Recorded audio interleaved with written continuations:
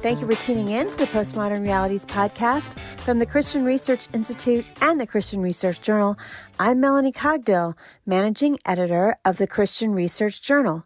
It's June 2020, and you're listening to episode 187, which is a conversation about 5 ways you can disciple your family during the pandemic. On this episode, I'm joined by journal author Drew Dixon, who is the team leader for student ongoing Bible study at Lifeway Christian Resources and the director of content for Love Thy Nerd at lovethynerd.com, a ministry dedicated to being the love of Jesus to nerds and nerd culture. Drew has written an online exclusive feature article for the Christian Research Journal, and it's called 5 Ways to Disciple Your Family During the Pandemic. And you can read it for free online at our website, equip.org. Drew, it's good to have you on. Yeah, good to be here. Well, these have been certainly unusual times in terms of the pandemic. So what's life been like for you during the COVID-19 quarantine portion of it? I've been telling people I think we've been more prepared than a lot of other people just for the fact that we homeschool. So that's been good. I mean, our kids are kind of used to being stuck at home in some ways, I guess. But we've been getting outside a lot, and I've been working from home, and I'm thankful to have a job through all this. And so, yeah, I think we're hanging in there. And Tennessee restrictions are even starting to lift in some ways. There's still a lot of restrictions in place, but some businesses are opening back up and stuff. And so I guess it's nice to feel like you see an end to this, even if none of us really know what that end is just yet. It's nice to feel like there's, I guess, some movement, some progress. So how about you?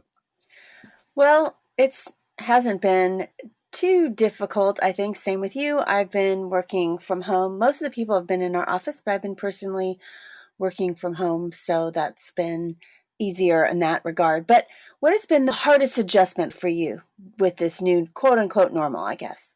Yeah, I think the hardest part is just like adjusting to being at home all the time, trying to figure out, just I think that introduces some new tensions of, respecting each other's space and privacy at times. I mean, having to work from home, you're just around each other all the time. But I think ultimately it's been good. I think that's been the biggest challenge, but I also think it's been good because I think in a lot of ways it's brought our family, like I have a greater understanding of my wife and children, I think now than I did prior to this event. So now, is there something that during this time, this season that we've had, that's brought you joy? Something that might be small, not necessarily something big, although it might have been something big that you're particularly thankful for? Yeah, there's been a lot of things. I think one small thing I would say that's been fun is that I think it's just made me want to check in on people more. I think a lot of people have experienced that, but I just have had this desire to call a lot of people and check up on them. And I'm not that type of person. Like, I find it difficult to keep up with people unless they're like pretty close in proximity to my life and where I live. And like, it's just, I check in on people on Facebook and stuff like that every now and then, but it's been good to catch up with old friends and just to be reminded of how powerful I think it can be for people just to do the small thing of calling and having like I've had more phone conversations. I think we live in an age where it's not as popular anymore to talk to people on the phone. And it almost feels old fashioned, but it's been really good to catch up with old friends and just, make sure they're okay. And I've been thankful to have friends who've done that for me as well. It's interesting. I know a lot of people are getting very weary of Zoom meetings, but I know that just through the pandemic with a bunch of women that I serve on a national women's ministry team for where my denomination where I attend church, we only see each other twice a year in person. But then we started doing a Bible study together, some of us on the team. It's a larger team. and we started doing Bible study together weekly. We're just going to do it for 12 weeks, but it's neat because, like you said, it's people I love dearly. I don't get to see them except for twice a year. And then here's a way that Mm-hmm. I'm weekly connecting to them on a regular basis at the same time to pray together, to go through God's word. Even if Yeah. it's for 12 weeks, that's way more time than I ever get with them annually. So Mm-hmm. I'm really thankful. So that's a good thing. Yeah. I talked to a pastor yesterday who told me that like attendance to their small groups, their discipleship classes at their church are better than they've ever been before during coronavirus. And I was like, that's crazy. How can that be true? And he's like, well, because it's just so easy for people to come over Zoom. Yeah, like, exactly. like it's they don't have to get kids ready for church. They don't have to rush out the door. There's it's just a lot easier. And of course, he said, I don't think that's ideal even, but it has been a blessing. And I think that's probably been true for even the small group that my wife and I attend. So that's kind of cool, I guess. Well, one thing we wanted you to do is that we asked you to write this article just a different way, just talking about one of our taglines at our ministry is truth matters and life matters more. Life meaning the fact of our following Christ, our union with Christ, our sanctification, and those kinds of things. And so one part of that a lot of Christians, I think, probably don't robustly invest in is discipleship of their family. Now, I know it seems, basic in some regard that, yes, Deuteronomy 6 talks about how we're to instruct our children. But I think in this modern age, we're so used to, it might be different for you because you homeschool, but with people that are actually in a more of a traditional school setting, it's like you're just rushing out the door every day to get to school. And then there's sports and all these activities, and your kids have just these really full schedules. And so the idea of family discipleship or family devotions, I think for Christians in general, are just more neglected than they should be, I think. So the pandemic, like you said, brought us together in more of a unique way that was really unexpected. And so I want you to talk a little bit about how you have looked to disciple your family during this season of the pandemic where a lot of us are just at home more. Yeah, sure. There's several things that I've kind of been trying to do during this time. And really a lot of it's like taking advantage of this unique season that we're in.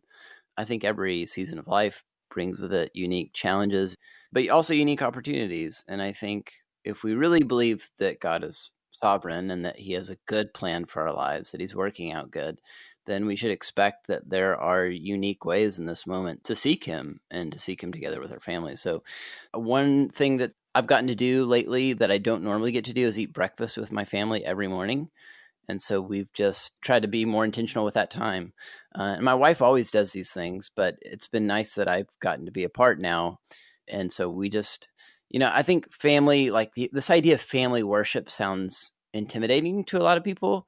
But if you could just spend some time each morning at breakfast, like read a short passage of scripture and pray together as a family, how powerfully might God use that to point your kids to Jesus. And you'd be surprised as we read the Bible, our kids are asking questions. We read the parable of the soils the other day, the seeds, and my kids are asking all these kinds of questions about what was Jesus trying to say there. And so then like, we don't even really have to plan anything. I think that's what a lot of people maybe hesitate to do family worship because they think, oh, I've got to plan something. I've got to be a really good teacher. And it's like, no, you just read the Bible together and then see if your family has any questions. And you'd be surprised at how well that can go.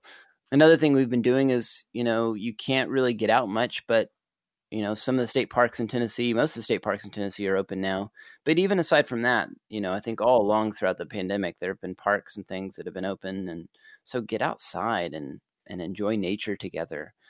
Discipleship doesn't always have to be this like formal kind of thing. But when you're out in nature together, looking at the beautiful world that our God has created, there are opportunities there to talk about the greatness and the glory and the grandeur of God. I also think it's important to just spend fun time. right, with your family, that you communicate to your kids that you want to be with them, you want to, with your wife, you want to do things with them that are enjoyable and fun. And so we've also been having a lot of family board game nights that I think provide some pretty unique opportunities to enjoy each other.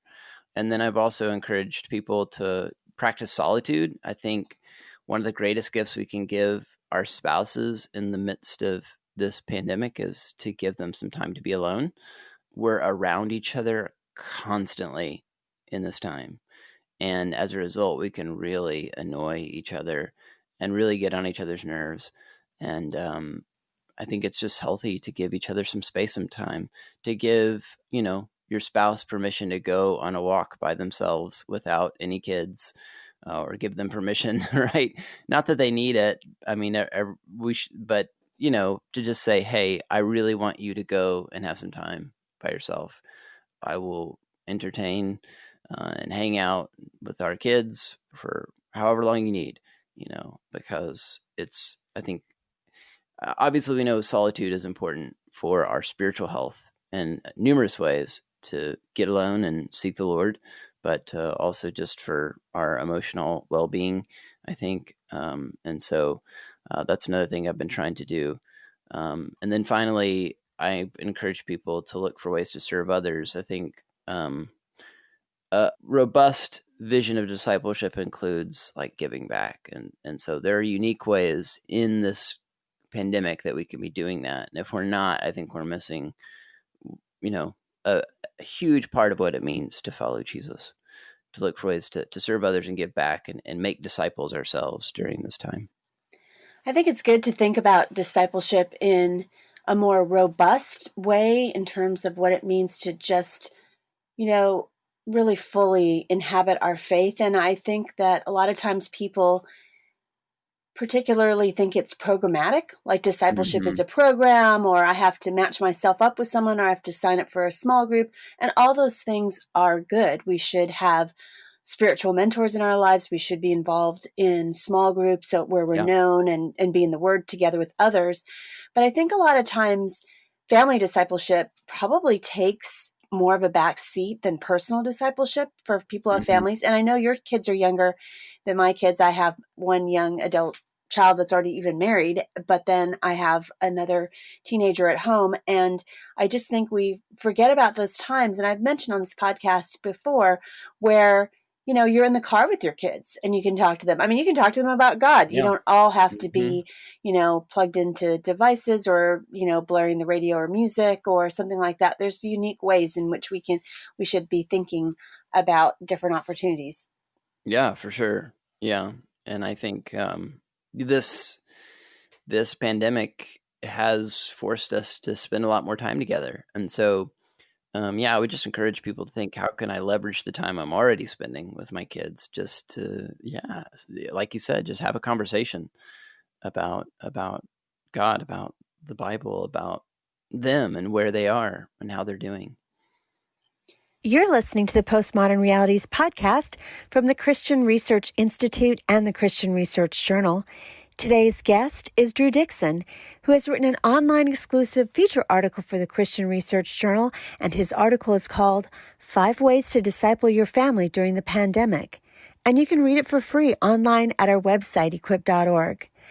I'd like you to help us to continue to give you this free content on this podcast and more free content like this online exclusive feature article that Drew has written by doing one of a few things that you could do for us. The first one is, at no cost to you, and I know you've been thinking about it, please rate or review our podcast. When you do that on Apple Podcasts, you can search for Postmodern Realities, and there's a starred review you can do, or you can write us a written review. If you could just write a really short, quick written review, we'd really appreciate it, because it helps other people find our content. The more reviews that we have, the higher it comes up in searches for similar kinds of content that we're providing here at Postmodern Realities. The other way you can support us is just to give us a tip of $3 or $5, something like that. You can do that easily at our website, equip.org. Just go to magazine at the drop-down menu, select Postmodern Realities, and go to the landing page for this episode or any episode and click the link to give us a tip. Or you can just subscribe to the Christian Research Journal for $33.50 at our website, equip.org. And thank you for the ways that you're helping get this material out to more Christians so that they can be equipped. Thank you. Well, I want to unpack some of the different things you mentioned a few moments ago about different tools you're using for discipleship with your family that, we might not think are necessarily tools. And again, I think it's because Christians today tend to compartmentalize their lives. In other words, here's the sacred stuff that I do, and here's the quote unquote secular stuff I do. And it's hard for people to realize, wait a minute, I should be doing my work at my job for the glory of God. I can be, going grocery shopping for my family because God's given me a family and he's called me to serve them for the glory of God. So a lot of times we don't think of just the sacredness of everything that we do in terms of things that God has called us to. And so I do want to pack some things that you said, because I think some people would think that entertainment is something quote unquote secular. So that doesn't include anything that's spiritual. So I want you to talk about, you mentioned a few moments ago, family game nights. Particularly you talk about, I know a lot of times when we talk about game nights now, people think of video games, but you were talking about board games in your article. Is there something that most Christians wouldn't think of when it comes to discipleship and a family game night? And why did you mention board games in particular? Yeah. So I think it starts with this reality too, that we're not just intended to spend all of our time working and doing like formal types of discipleship. I mean, we're commanded, right, to spend an entire day in rest. I mean, that's one of the earliest things God told people to do, and God even modeled it for us by resting on the seventh day. And so, like, that's an invitation to stop being productive, right? To stop doing things, producing things, and I think the Bible actually values play. We have some really interesting pictures of the new heavens and the new earth in the Bible that talk about children playing in the streets of a renewed Jerusalem when Christ returns, and so I think God values the idea of playfulness and play, and I think board games in particular have the potential to bring people together and provide us unique opportunities to interact. When you play a board game with kids, you're all signing up to kind of a unique experience together where you're all going to abide by the same set of rules. And, we have to put our phones away. Well, to play them and it be fun, you have to put your phone away, I think. And because you have to be paying attention, people have to be dialed in for a board game to be really fun together. But it provides an opportunity for focused family time. And so there's countless lessons we can learn through that. Through playing board games together, we can both give our kids opportunities to learn how to win and lose graciously. They can learn how to work together because there's lots of great cooperative board games, so they're not all competitive. They also learn how to think strategically. All those things are valuable, but most importantly, we're doing those things together. And so there's lots of like learning moments, I think, in the midst of a board game. If you have younger children and they flip out every time they lose, that's not an indication that you can't play board games with them. That's just an indication that you need to continue patiently teaching them what it looks like to rejoice with those who rejoice. And, so what does it look like to congratulate your sister when she beats you in this game instead of, losing your mind? So yeah, it's those life on life moments that I think board games provide us some really great life on life moments where we can have just enjoy each other and enjoy not feeling like we have to be productive for a while, and just enjoy hanging out with each other. But then also they provide us lots of teaching moments and moments to understand each other better. And understanding each other better, I think, is a huge part of discipleship because, we can love each other better and better point each other to Christ. I want to tell our listeners, if they're not familiar with board games, I think a lot of us think of games that we grew up with, and the classics, I'd say, like Monopoly or Scrabble or maybe the Game of Life or something like that. Sorry, those are things. But there's actually been a resurgence of what's called modern board and card games. And back 3 years ago, we did an in-depth episode on an article about the ethics of modern board and card games. And you can read that and listen to it on our website, equip.org. And also, I want to point everyone to something Drew did for us last year. If you're a newer listener to this podcast, and that is last summer, he did an article for us about summer vacation and kids kind of getting a little bit too plugged into their video games. And are there some gaming opportunities that are maybe better alternatives to popular video games like Fortnite or even some of the games on the Switch these days that a lot of the classic games, but how can we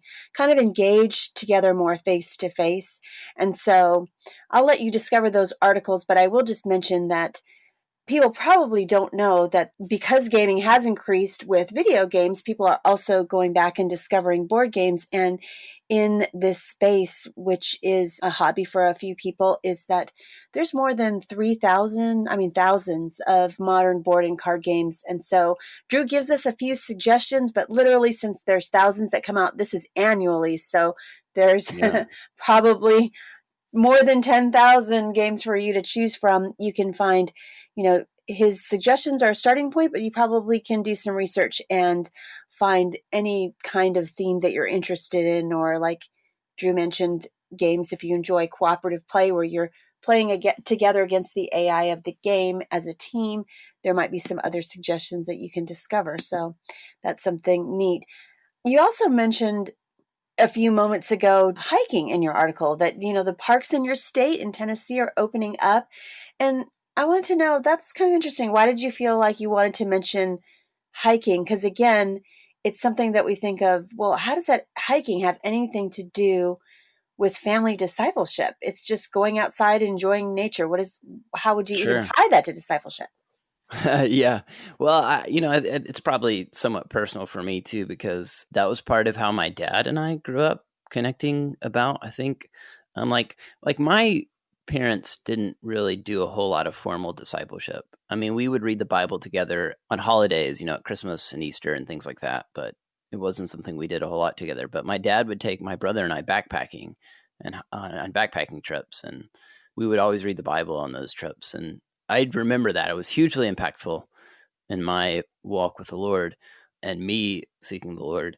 And so, it's one thing to talk about how glorious our God is in creation, but it's a whole nother thing to do that while you're watching the sunset together, or while you're standing over an overlook or near a lake, because then we're right there in it. But, there's countless examples in the Bible of how the created world testifies to the goodness and glory and artistic craftsmanship of the God that we serve. Yeah, I mentioned this in the article, but there's several theologians that call, nature, the created world, the second of God's two books. So God communicates to us most clearly in his word, but he also communicates to us very clearly through nature. I mean, Paul said God's divinity and power are made clear in what's been created. And so if that's true, then, being in nature together provides us a lot of opportunity to set our hearts and minds on God. And we see that all over the Bible. And so I think one of the cool things that's come out of this whole coronavirus thing, out of this pandemic, is that people are just getting outside more. Like, they can't stand to be inside all day. And part of me is annoyed by it because, like, hiking's actually been a hobby of my family for a while. And so to see how crowded some of the parks are, I'm like kind of annoyed by. But ultimately, I think it's good that people are discovering how much benefit there is in getting outside with your family together. But, I think those kind of hikes provide you opportunities to have those kind of conversations about, about seeing God's glory in nature. And it doesn't have to be forced, because it's really easy to talk about the greatness of God when you're staring at something amazing or beautiful or intricate or detailed. I've found that those things just kind of come out, and I don't have to force it when I'm outside with my family. And also, again, it's just more focused family time, right? Where we're unplugged a little bit. Like some of the places we go hiking, I don't even have a cell signal. So that's kind of nice, to just have that focus time to talk about what's important. I was just talking to a different author on a podcast recently, and they were just saying that they always go running, trail running, and they never see a soul going trail running with their wife. Mm-hmm. But now it's like they get there, and even like these more obscure trails is just packed with people. And I guess Yep. that is a good thing that, like you said, people are getting out. I know, and just even in my neighborhood, and I live in a state that's very a lot of trees. So do you in Tennessee, a lot of woods, as opposed to some people who like might live in, New Mexico where there's more desert, or Arizona. But um, just usually, even though we do have such beautiful outdoors, you don't see that many families taking walks together. And now just you do. You just see a lot of families Mm-hmm. walking the dogs together, or getting out there and taking a family walk together with everybody, not just the kids Yeah. or one parent, but like both parents and the kids and the dogs and everything like that. Well, I think sometimes people are feeling intimidated. Parents, when I say people, parents, Christian parents, just about when they're in those specific situations, whether it's a board game night or they're outside hiking, looking at God's creation, where they're feeling like, how do I not feel awkward or sound like I'm being lecturing or preachy in terms of discipleship opportunity? And sometimes it's more difficult with kids, right? Your own kids. Like you could be Yeah. discipling somebody else's kids, and it's so much easier to get into that, but you just feel a little bit more intimidated, I don't know, or just like, how do I bring this up, or what do I say? So are there Mm-hmm. some words of encouragement that you could give Christian parents as they try to approach this in a natural way that doesn't seem to your kids like, oh, I'm going to get some long lecture or sermon or Yeah. something like that? Sure. Yeah. I think the biggest thing for us that we've tried to do, and we fail at this constantly, because I have a background as a pastor, so it's super easy for me to preach at my kids, and jump into pastor mode or whatever, pastor dad. But I think most parents probably don't have that exact problem. But I think it's just the thing that's been helpful for us is my wife and I really try to just ask lots of questions and listen to our kids. Um, and example could be just asking them about how did it go playing with your sister today? Like, did you guys have fun? What did you do? It could be as simple as that, and that you know my kids are really forthcoming, and so they'll tell us like it was a lot of fun, but we fought about this, and so then hey, look, all of a sudden there's this opportunity to not be judgy and be like, well, why are you guys fighting? But to oh well, what did you fight about? How did it play out? And you know, those are opportunities to provide a little bit of instruction and guidance. So anyway, I think I just like the big thing I do is just try to look for those opportunities to provide some guidance and direction without it feeling like a sermon. So yeah, I would just encourage parents to ask a lot of questions. Let your kids feel like they are in the driver's seat in some of this. Not that they are, but let them feel that way, I think is really valuable.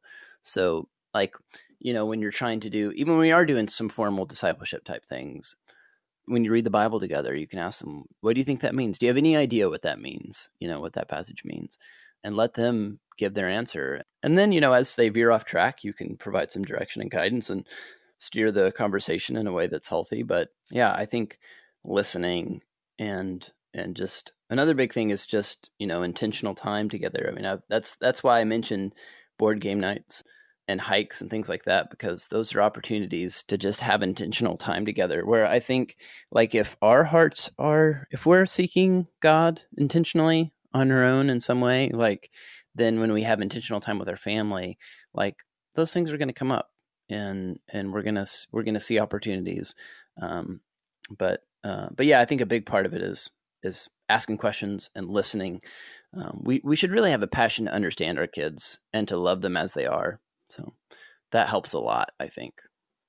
I think one of the things that is a struggle for me as a parent, and probably most parents are in this, is that, you know, like you said, we don't listen that much. We like to download to our kids. There's something we want to Mm-hmm. tell them. And then I think you would be surprised in terms of asking questions that Questions, think about asking some questions, especially if you have middle school and high school and college age students.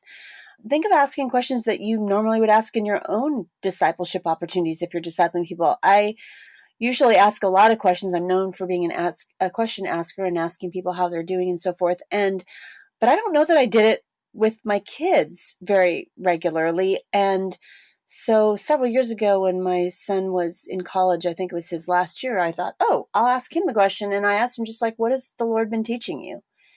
And I was really super surprised at the answer. I was not expecting that answer. And it was really encouraging to me to see the Lord at work. I mean, he felt Yeah. like he didn't have a smartphone until he went to college, but he said, I think social media is a waste of time. I felt like I wanted to pray more. I felt like I wanted to, even if I'm biking to campus, I want to pray more. I want to be in the Word more. So he deleted it off his phone. And he's That's in cool. Gen Z, and Yeah. that's certainly not That's what I great. was expecting. A lot of times you Uh-huh. get the Sunday school, well, God's teaching me about trusting him or whatever. And that's what guess what I was expecting. And so you never know how your kids are processing. So I agree with you. Ask them questions in a natural way that you would ask when you're in Yeah. Bible study with adults, and just It's make so it age hard to, appropriate. yeah, it's so hard too for me to give them the space to just like answer, because I think that's what I would encourage people to do. Really try to discipline yourself when you ask those questions. Give them some time to think and answer, and instead of just immediately jumping in and telling them, "Oh well, here's what you really should be thinking or doing or whatever," because they need to process um, like my kid. A discipleship conversation that's happened a lot in our family is that my daughter has there's kind of like a triangle of friends in our neighborhood now that they're allowed to play with each other a little bit, is it's there's been a lot of tension there, and so I constantly want to be like, well, here's what you need to do, uh, because she has these two friends that are kind of competing for her time, right, and her attention, um, and we're trying to help her love them both, even though there's there's occasionally some spitefulness and things like that, um, but I constantly want to tell her exactly what to do, when in reality I need to help her come to those conclusions. I think that's more powerful anyway. That's a more powerful form of discipleship, and it's so hard for me to give her space to think. But I do think it's super important.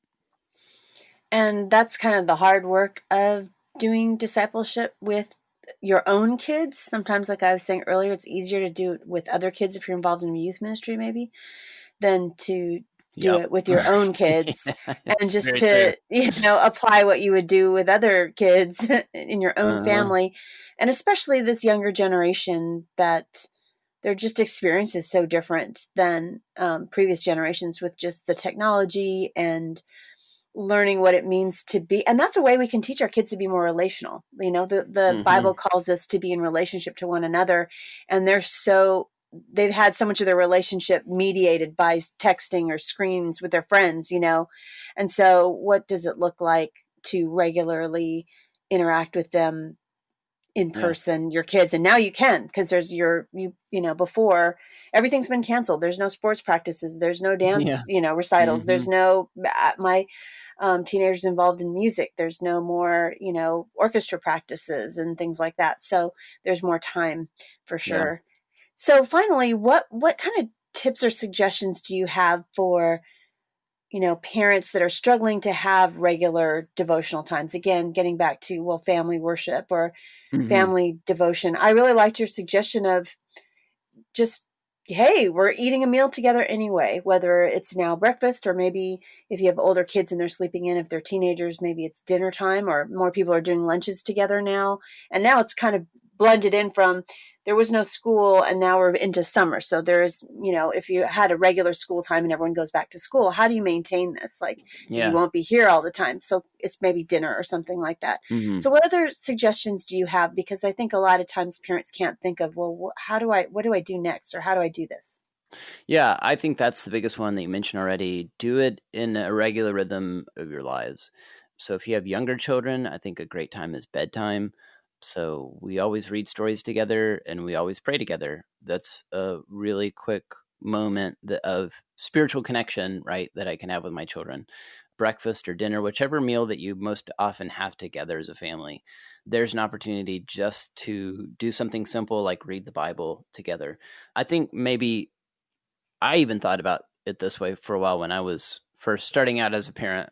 I was like, I got to have all this stuff planned out. I've got to have this clear vision. And I think just start. That's what I would say. Just get going. Just even if it's just something as simple as reading the Bible and having a quick prayer together as a family, at least, you're doing something. You're getting going. And I think another really important piece of advice is don't worry if your kids aren't that into it.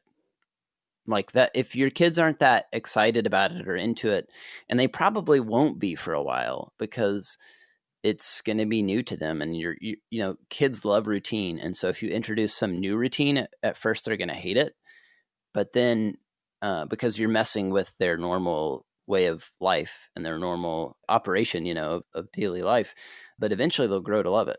And that's what we've seen happen with our kids. At first it was like, oh gosh, you're going to make us sing a song again, because we actually do some, like, we sing together, and we do some scripture memory stuff together. I talk about it in the article.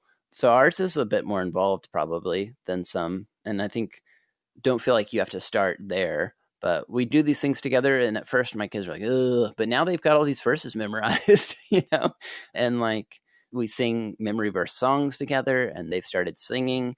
We sing a hymn together, and at first they didn't like that at all, but now they've started singing. So just keep your expectations low about how much they're going to enjoy it as you start. And I think you'll be surprised at eventually how much they get into it. I think one thing that parents of middle school and high school students are always like, oh, what's a good book for them to do devotions? And then they feel, challenged or frustrated if they don't see their kids doing a quote unquote quiet time or time in the Word regularly. But here's a way that even if they're having some attitude issues, if you get into the warp and woof of every night, we're just going to be reading a short passage of scripture after dinner, and maybe that's the way you get them into it, because sometimes it's hard to say, oh, here's a book. Can you read this devotional book for teens? And then tell me if you answered the questions or something like that. But if you go into it with them and walk through it with them, maybe that's how you can get them to do devotions. Or even kids that are questioning their faith. They're like, I don't know if I believe all this stuff. It's like, well, you can. A lot of times your natural response for people like that is not going to go to the Bible. But if you're having those regular times and you're reading the Bible with them, they might be surprised. Oh, I didn't know that was in the Bible. Or what do you think about what is said here? Or those kinds of things. And I think the Gospels are a great place to start with your kids. I mean, I think like all scripture is God breathed, right? And is inspired and is for our good. But I think the Gospels are in a lot of ways are kind of the pinnacle of what the Bible is building towards, what the narrative of the Bible is building towards. So if you start with the Gospels and just read some stories about Jesus and give your kids the opportunity to ask questions and ask them what they think. And again, just listen. I think a lot of the goal of time with your kids is to help them develop a curiosity about the gospel, to help them develop a curiosity about the Bible and God and the story of the Bible. And even if they're not into it yet, if we can just spark their curiosity, I think God might use that to do a great work in their lives. My husband's a huge fan of reading the Gospels out loud, and I know that a lot of times Christians, we tend to hang out in Pauline letters or places where it's theological teaching about what Jesus did, but we don't go to the Gospels very often, except for, a Christmas or Easter, those types of things. And a lot of times if he's like, of course you do, if you go through a daily reading plan for the Bible, that you'll hit the Gospels. But a lot of times we tend to study other parts of the Bible than like, oh, well, what did Jesus actually do? What was recorded about Jesus, what he did? And sometimes when you go there, you'll be surprised. Wait, Jesus did that? And wow, what do I think about that? That seems like not something a religious teacher would do. Is that who he was? Like, who was Jesus? And I think you're really confronted with who he is and who he says he is. Yeah, totally. I totally agree. And I think Jesus is constantly challenging our preconceived notions about like what it means to be a good religious person in the Gospels. And I think in ways that are really good and healthy. And I think the sooner you can introduce that to your kids, and I think a lot of teenagers even too can identify with some of that, because Jesus didn't live in a way that was just like, I'm going to go fit in with everybody else and kind of abide by all the religious rules and things of his day, but he really kind of challenged a lot of those systems. And I think, I think it's a story that every teenager can relate to. Well, finally, I want to end with some fun rapid fire questions for Drew. And I've been asking a couple of these during the pandemic time. But first of all, what have you guys been doing eating wise? Have you been going to comfort food now that maybe you're cooking more? Or have you guys been eating healthily or doing takeout to support restaurants in your area? Yeah, we've been trying to do takeout like once a week to support restaurants in our area, but otherwise our family eats pretty healthy, mostly because my wife has a lot of like food sensitivities, and and she graciously handles the majority of the cooking. I do some in our family, and so because of her, like a lot of foods she can't really eat, like we always eat pretty healthy. So thankful for her. You talked a lot about getting outside and hiking, and I know you live in Tennessee, so not everybody's in Tennessee, but for those people that travel that way or live near there, what's one of your favorite hiking spots? Sure. I'm kind of hesitant to say because I don't want to share them sometimes with people. No, I'm kidding. Just because they're getting overcrowded. Too many No, crowds. my Tennessee is on great parts of Tennessee are on the Cumberland Plateau, and it's absolutely gorgeous. And so my favorite thing is it's a little ways away from Nashville, but you're looking about an hour and a half drive to get to the plateau. But there is a state park called Savage Gulf State Park that has a trail called Stone Door, and it gives you some amazing views of looking down out off of the top of the Cumberland Plateau. And so if you're ever out this way, you'd want to check that out for sure. What is something that's on your bucket list? Oh, yeah. Well, you have me thinking about hiking, so and that kind of thing. So one of the things on my bucket list is to go to Moab, Utah, and go to like Arches and Canyonlands. It's part of the country I've never been to that I've always wanted to go hiking there. So I think the national parks have opened back up now, so maybe I'll get to do that before too long. I think this is an aside, and I don't know if you put it on your list because I can't remember your list for board games offhand, but I do want to recommend to people that if you like hiking, there's a game that's really family friendly called Parks. Yep. And there's just some beautiful illustrations of various different natural parks. It's very relaxing. You take your little pond person that looks like a person and you go visit and take photos of different national parks. So if that's something that appeals to you, like I said, there's a board game for every possible theme. Well, also, finally, people probably want to know now, toilet paper's back in stock, but we had a shortage for a while. So at your house, do you hang your toilet paper over or under? Oh, over? Yeah, I think over. Well, thanks, Drew, for being a guest on the Postmodern Realities podcast. Absolutely. Thanks so much for having me. You've been listening to the Postmodern Realities podcast from the Christian Research Institute and the Christian Research Journal. Today's guest has been journal author Drew Dixon, who has written an online exclusive feature article for the Christian Research Journal. You can read it for free at our website, equip.org. And Drew's article is called 5 Ways to Disciple Your Family During the Pandemic. We'd like to hear from you, so connect with us on social media, like the Bible Answer Man Facebook page, and follow CRI, Christian Research Journal, Hank Hanegraaff, and the Bible Answer Man on Twitter. And please subscribe to the Bible Answer Man channel on YouTube. If you like this episode, please subscribe to the Postmodern Realities podcast on iTunes, and please rate and review our podcast. When you rate and review our podcast, it helps others see our content. And please share this episode on your social media accounts. Be sure you tune in daily to the Bible Answer Man broadcast hosted by CRI President Hank Hanegraaff, who answers your questions live on air. To ask Hank a question, call 888-ASK-HANK, Monday through Friday at 6 p.m. Eastern Time. In addition, head to iTunes and subscribe to Hank Unplugged, Hank's audio podcast.